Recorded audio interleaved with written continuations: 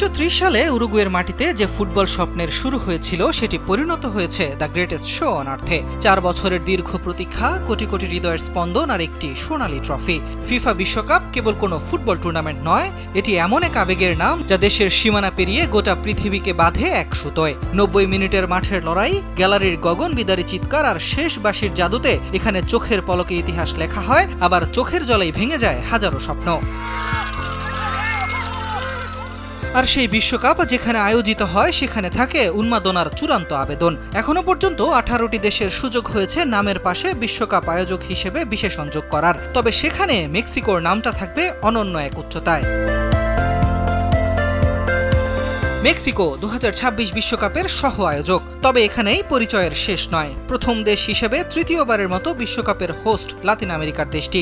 ১৯৭০ ও ১৯৮৬ পর ২০২৬ বিশ্বকাপেও মেক্সিকোতে লেখা হবে ফুটবলের নতুন এক ইতিহাস। মেক্সিকোর ৩ শহরের ৩ স্টেডিয়ামে মাঠে গড়াবে বিশ্বকাপের ১৩ ম্যাচ। তবে এর মধ্যে মেক্সিকো সিটি একটু বেশি স্পেশাল, কেননা ২০২৬ বিশ্বকাপের কিক অফ হবে এই শহরেই। আজতেকা স্টেডিয়ামে মেক্সিকো দক্ষিণ আফ্রিকা ম্যাচ দিয়েই শুরু হবে ফিফা বিশ্বকাপ ২০২৬। মেক্সিকো সিটিতেই পেলে ম্যারাডোনার অমরত্ব, ২ মহাতারকার শেষ বিশ্বকাপ জয় ছিল এই শহরেই। উদ্বোধনী অনুষ্ঠান, প্রথম ম্যাচের পাশাপাশি মোট ৫টি ম্যাচ মাঠে গড়াবে আজতেকা তথা মেক্সিকো সিটি স্টেডিয়ামে। মেক্সিকোর আরেক আয়োজক শহর গুয়াদালাহারা। দৃষ্টিনন্দন এস্তাদিও গুয়াদালাহারায় মাঠে গড়াবে মোট ৪টি ম্যাচ। বিশ্বকাপের দ্বিতীয় ম্যাচ দিয়েই শুরু হবে এই শহরের বিশ্বকাপ যাত্রা। বিশ্বকাপের সাজে সেজেছে পুরো শহর, উন্মাদনা আর উদ্দীপনায় মেতে উঠেছেন ফুটবল ভক্তরা। এই শহরেও তৃতীয়বারের মতো আয়োজিত হচ্ছে বিশ্বকাপ।